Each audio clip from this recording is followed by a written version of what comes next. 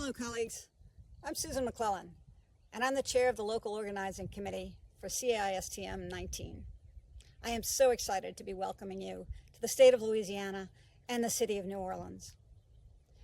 New Orleans has been a center of travel, migration, trade for thousands of years, from the times of the original Native American settlers through the Spanish, French, British, and other settlers who have moved through since the time the city was founded in 1718.